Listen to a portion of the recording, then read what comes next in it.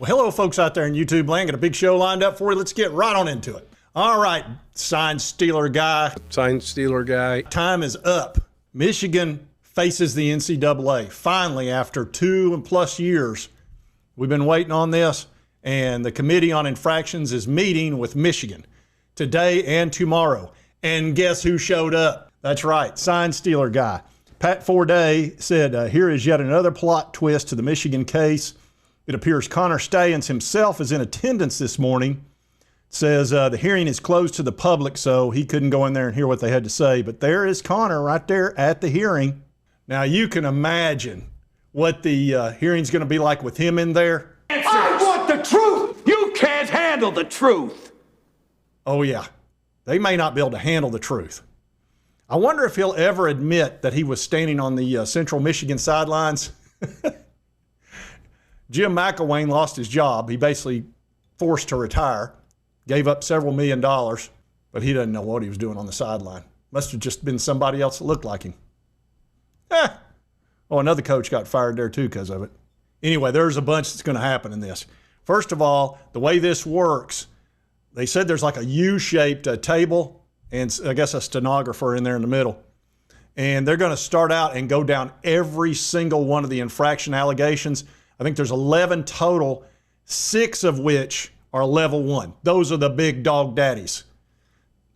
And that's where they're going to have some good answers. And if Connor Stallions does his little song and dance like he did with the NCAA earlier. Have you ever purchased tickets for someone to attend a college football game in which Michigan was not playing? Yeah, I've purchased tickets to many games. College football, obviously Michigan's playing, so I don't have time to go to another game, but I either resell them or if a friend asks for a ticket, then I transfer it to him or her. Okay. And would any of those tickets that you purchased that you would then transfer to a friend or a family member, did any of the individuals who you purchased a ticket for attend a game that Michigan was not competing in and film or record the opponent's signal callers? So to my understanding, there are some people who attended games using tickets that I purchased and recorded parts of those games. And who are the individuals that recorded parts of the games that were sitting in seats that you purchased? I don't recall exactly who. I've purchased tickets to a lot of games. How do you know they were recording parts of the game then? Because sometimes I would receive film from them.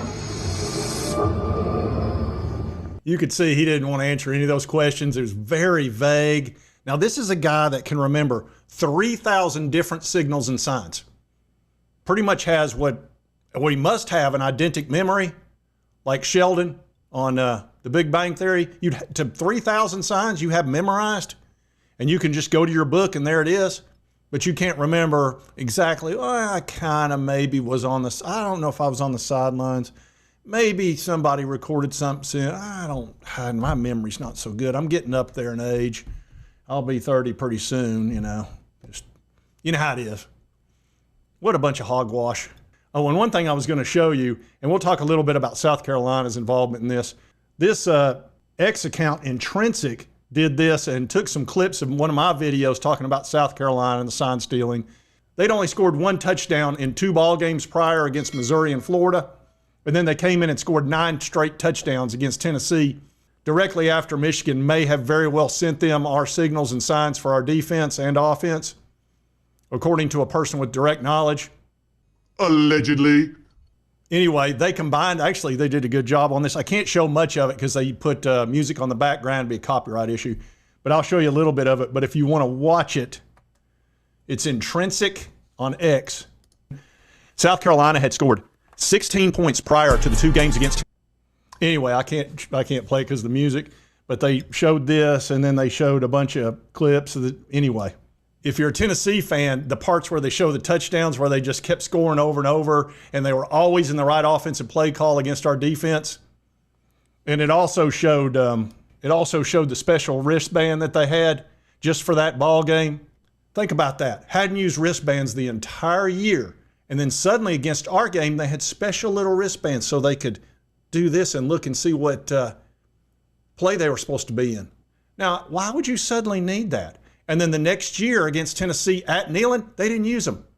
You score 9 straight touchdowns against Tennessee using wristbands, and then you don't use them anymore. That's weird. Weird. Yeah, extremely weird. South Carolina, I'm looking in your direction. How dare you? Anyway, the person that should be the most nervous about this is Sherrone Moore. Look, Jim Harbaugh's gone, okay? He saw the handwriting on the wall. He'd already been suspended up one side and down the other, and he knew the hammer was coming for him, so he hightailed it out of Michigan land. Brave Sir Robin ran away. No! Bravely ran away. I didn't. And so did several assistants who were probably involved. So who's left over is Sherrone Moore. Now, Sherrone has already been suspended over Cheeseburger Gate. Yeah, the recruiting violations, he already got a 1-game suspension for that. And he's already got a 2-game suspension for this from Michigan, who suspended him for the third and fourth games. Not the first 2, because he wanted to be there for the first 2. So he got to pick and choose. Anyway, he is the one that's going to have a problem because he deleted 52 text messages, which the NCAA wound up getting anyway. He's a repeat offender. So you can expect at least a 4-game suspension, and he might get a 1-year show cause. And we're going to all find out whether or not you can coach with a show cause or not, because you would think you couldn't, but maybe you can. Anyway, he's going to get hit pretty hard. But those 6 level 1s, that's going to be tough. Now, I've told you folks what I think is going to happen here. I see them getting hit with probably 30 lost scholarships. The reason I come up with that, Tennessee lost 25 and they cooperated to the nth degree. Over $64,000, not 2.5 years of stealing everybody's signs. Plus teams outside of their own conference, which was Tennessee, Clemson, Georgia, etc., trying to get ready and set up. So those level 1s are going to be very difficult. Not only the 30 scholarships do I think they'll lose. Tennessee got an $8 million fine. I would assume they'll get a $15 million fine, which that'll get your attention. And now here's the difficult part of this. You got Charlie Baker and his group of mistake makers. They've already painted themselves in a corner by saying they won fair and square because everybody knew they were stealing signs by that point. Of course, that doesn't take into consideration how they built their team over a 2.5-year span with recruiting, transfer portal, and all that, with having all those wins. Because realize, Jim Harbaugh went from the mid-60s as far as a winning percentage, around 65, 66%, and had taken a 50% haircut in his pay in order to stay at Michigan, and then suddenly wound up at 91%. Went from mid-60s to 91% winning percentage. Figure that one out. As soon as Connor Stallion showed up. As soon as Stallion showed up. He must have been a magic man. I've never seen a team jump like that, especially over, 2 and 3 years? Just as soon as he showed up, they could do no wrong. And as soon as Tennessee had gotten scouted, all of a sudden, their defense couldn't stop anybody. And a team that was playoff bound got boat raced by South Carolina, who at the time couldn't tie their shoelaces offensively. And then they went and beat Clemson at Clemson. And oh, by the way, Connor had pre-scouted Clemson too. What a coinky-dink. So yeah, somewhere in the neighborhood of $15 million fine.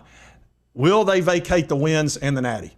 They should, but I don't think Charlie Baker's got the stones to do it because the smoke that he would get from that, I don't think anybody wants that level of smoke. I honestly think Michigan would be a mushroom cloud. And I don't think that Baker can handle that. Plus, again, he painted himself in a corner. So I'm at 75% chance they keep the natty. As far as postseason ban, if they don't get a 2-year postseason ban, then the NCAA needs to shut down. They're a useless band of misfits as far as I'm concerned, and they need to go live on the island of misfit toys. Because if they do nothing to them except a fine and some scholarships, which aren't going to really matter when we move to 105, there's no point they need to exist. So there'll be a postseason ban, in my opinion. If not, then like I said, I'll come out here and I'll say I was wrong and the NCAA needs to disband. They're just useless. Keystone Cops. So that's where I think this is going to wind up. I think Moore's going to get a 4-game suspension and a 1-year show cause, and we'll find out. I think he's going to be allowed to continue to coach with a show cause, but not the first 4 games. And they can complain all they want once the findings come in and they come up with the penalties, but I don't think they're going to be able to do much about it. And we're going to find out supposedly within 45 days after tomorrow. And Steve, we still don't have the official notice of allegations. We just have the highlights that have been released by probably Michigan, if I had to guess. But we do know there's 11 violations and 6 are the level 1, which is not good. Oh, I didn't see this. Intrinsic said this video I made features Sports Talk J. Got X, Yeah, that was nice of him. Appreciate that. How's bragging camp going? Oh, here's something funny. It says Connor Stalions' seat at the TCU game he scouted. That's because TCU found out that they had their signs and signals and reversed them. And that's how TCU beat Michigan that year. And nobody could understand how in the world TCU, with their level of talent, could beat Michigan. That's because they reversed all their plays. Every time Michigan thought they were going to run, they passed and vice versa, which shows you the power of having that advantage. And the coach talked about that on Outkick. And he said, yeah, he said, we got warned. I wish Tennessee had been warned. Oh, and Ohio State said, my source inside the NCAA just texted me that Connor Stalions offered the infractions committee each 10 free vacuum repairs from Quorum and Stalions, Inc. if they dropped his lifetime ban. Yeah, many of you may not know that Connor Stalions, how he was able to, I guess, pay for all those travel expenses for all those scouts, including his own, I guess. He sold used vacuum cleaners. I guess that's where all that money came from. I said, don't disturb you. I'm cleaning my room. It wasn't from somebody involved with Michigan. It was just from those vacuum cleaners. Because, man, that's a big money maker. So the cheese is getting binding. Jim Harbaugh is going to get a lifetime ban. The fact that Connor Stalions is there really surprises me because all he's going to do is infuriate the NCAA when he starts all that double talk crap. He might get a lifetime ban. I guess that's why he's there. He doesn't want a lifetime ban. He's going to get at least 10 years. He'll probably get banned, though. But I guess he's trying to save his future, career. He's young. If he'd have cooperated, they'd probably just given him like a 3-year. But man, I wish he would cooperate. I'd love to know about the South Carolina thing and the Clemson thing for sure. I mean, we're not going to know unless he cooperates because it's not like South Carolina is going to, oh, yeah, we had something. This analyst over here gave us the signals and signs. That's why we made these wristbands. That's not going to happen. So anyway, I'm so glad this is finally here and we'll get, at least the clock has started. And now we'll know within 45 days what's going to happen. And maybe some true information will come out from this. When they give the final results on this, maybe they'll lay it out a little better. Because right now, all we're getting is bits and pieces that's leaked out. And without having somebody there, it's going to be tough. But as you know, I'll keep track of this. And if you want to keep track of it, hit this little button right here. It's the subscribe button. Doesn't cost you a dime. Help you get my videos. Keep up with this stuff. And right over here's the most recent video, YouTube. Thanks, you'll enjoy. And we'll see you next time on Sports Talk J. And hit that thumbs up button. We had to make an example of these pricks that the party was over. I'm just curious. I saw you shuffling your checks with your right hand. Can you do that with both hands? No. Can't do it with both hands? No, sir.